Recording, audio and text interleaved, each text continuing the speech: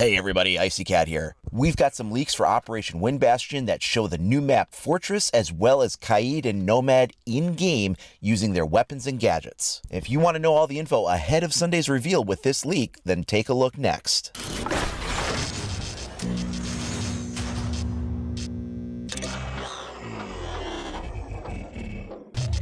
Okay, this game is taking place on the new map Fortress. We'll also have some gameplay footage that was also played on Bank. This is a live match that was recorded right now during the Rio finals. Occasionally you can hear Macy J talking as well as a few other known content creators. However, he did not leak this. He's probably under NDA. Actually, the leak sources for these videos comes from PC Gamer, and they leaked some stuff last year, and apparently they've leaked some stuff ahead this year too. So we've got a lot of this footage that we can take a look at. Now let's begin by taking a look at Nomad. She is a 2-speed, 2-armor operator. We've seen this in her loadout screen. Other information we've seen in the loadout screen from this video is we've got her weapons here. So her first assault rifle is the AK-74M. It does 44 damage and has a 30-round capacity. Her secondary assault rifle is the ARX-200 with 47 damage, but a lower 20-round magazine count. Next up is a heavy hitter for her pistol, which is a 44 auto mag, and you'll notice here that this thing has a scope. So check out this shot of the scope in use here. You can see that as you're running around with the thing, it is kind of large and bulky, but when you scope in on a target, this thing is a very clear, magnified sight. It is special and distinct to this particular pistol. It does 74 damage with a capacity of 7 rounds. Her secondary gadgets are going to be a choice between either breaching charges or flashbangs. Interestingly, Nomad also seems to have a unique sight when she chooses the reflex, apparently. So you'll see this is the same green reticle that she uses when she aims, but the sight housing itself appears different. And this does appear to be unique to this particular new CTU. Now, I've seen that when this CTU uses the ACOG and the holographic, they appear the same. I didn't see any footage of this CTU using a red dot that I noticed, so I think that only the reflex has this new modified housing on it. Now, we know that her device is called the Air Jab, and she gets 3 of these. So the way that these work is she shoots them out, and once she does that, there's a yellow laser that projects out. It's kind of bright. You can see it a little bit easier in the third-person perspective than you can in first person. The launcher for this is mounted on the side of the gun, and it is a non-lethal device that is proximity-based. This functions very similar to if you remember playing Outbreak earlier in the year when you would get hit by one of those big juggernaut kind of aliens. They would knock you back when they would strike you, and this effect is somewhat similar to that. I don't know that you fly back as far, but you do have a knockback effect, and you can see that demonstrated here. So you can see that when Clash comes down the hallway, she's hit by the side from it, and she goes down immediately.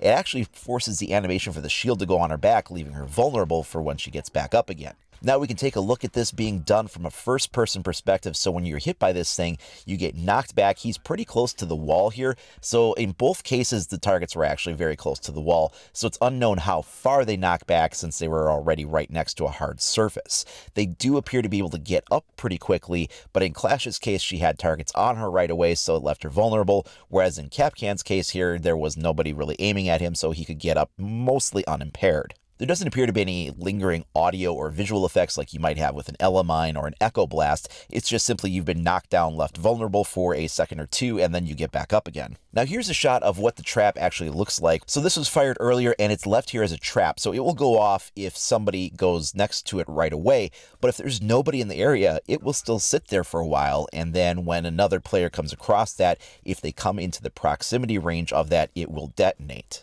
And it looks like we can get a preview of what the proximity range is here, because when this is fired, for just a second, you see this like white ring outline. And I believe that what this might be showing is the actual proximity ring that the area of effect is. Overall, it looks like Nomad is going to change a lot. I mean, this is going to be a situation where maybe you're securing the objective or you are planting the bomb, and you go ahead and you deploy a couple of these and make it so that anybody that tries to retake the site winds up getting pushed back right away and will have sort of that stun effect, leaving them vulnerable for you to follow up on for getting the kill. Likewise, this can be used as a pre-placed trap where you maybe want to cover your flanks if you're worried about having a roamer come up behind you. And this finally does bring for the first time an attacker-based trap. Now, obviously, we do have the Claymore devices. This is different, though, because that is like a one-shot set it and forget, and if somebody steps on it, it's a kill. But it's super obvious. Those red lasers are pretty hard to miss, and they're going to more often than not shoot that Claymore, leaving the trap useless. In this case, the trap is a lot more subtle. It blends into the environment a lot more easily. It can be put literally anywhere. You can fire it up on ceilings, walls, floors, you know, sort of try to hide it in behind things, whatever you can do. And as long as they come into that area of effect for the proximity detonation, it will go off more like a defensive-based trap would. So this is a really unique gadget.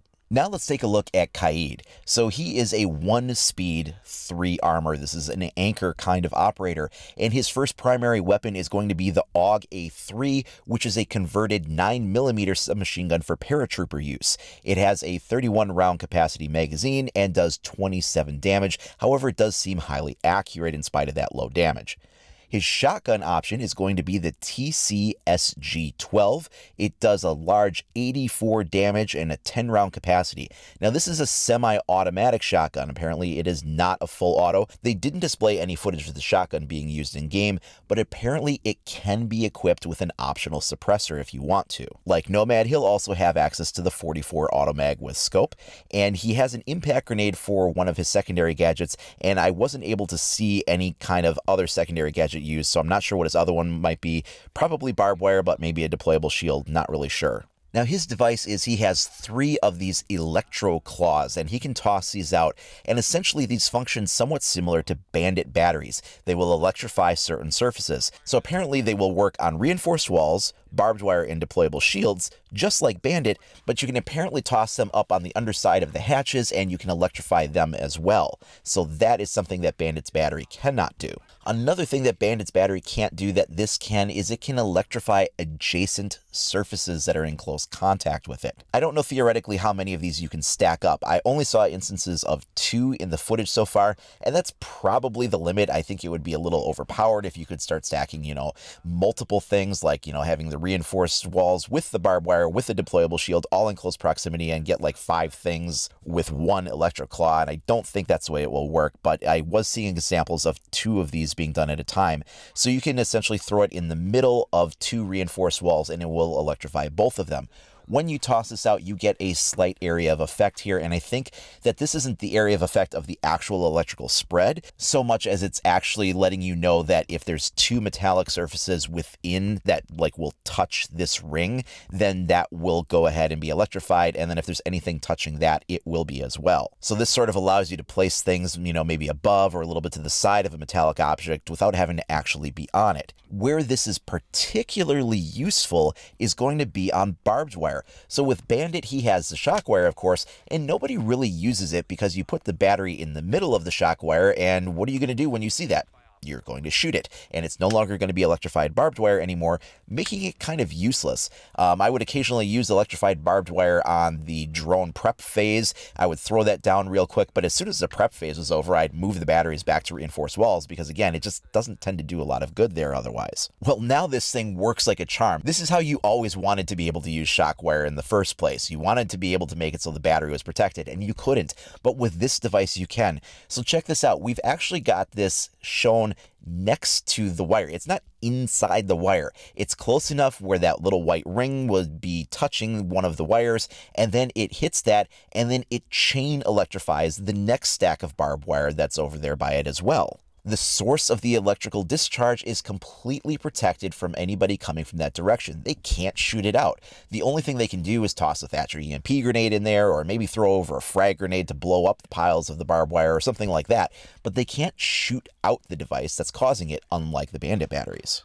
This is definitely kind of a buff to shockwire, because even if you have somebody that decides they want to kind of muddle through it, they're going to take the shock damage. Or if they get too close to it and they try to melee it, you know, they're going to take that shock damage. And it's not a lot. I mean, we're only talking about 3 points of damage that any electrical discharge will do. This is also something that's going to be very useful on the reinforced walls, because when you throw it up on that, you are now able to make Maverick's job a little bit harder. So Maverick could come in, and even if you didn't have a Thatcher, you know where that mute jammer or that Bandit battery is going to to be placed approximately, you know, sort of in the center there of a panel if it's Bandit, and in the middle of 2 if it's a mute jammer, but you know it's on the ground. It's super easy to find. Well, in this case, you can toss it anywhere on the wall, and Maverick's not going to know where it's going to be. And you can even toss it up near the top of the wall there, and it will still wind up doing an electrical discharge on the entire wall surface.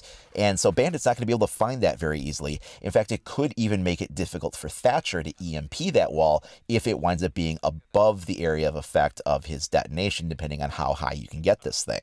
This also completely changes things for Hibana, because she used to be somebody that could safely hit the trapdoors from even from a window, or, you know, kind of like outside and shoot them in and still get those trapdoors. And now she sort of can't do that unless you throw a Thatcher EMP in there first, or, you know, maybe have a Twitch drone roll in and shoot that Electro Claw from underneath or something like that. So this winds up adding one more element into the defense's toolkit that the attackers sort of have to deal with before they can crack the site open.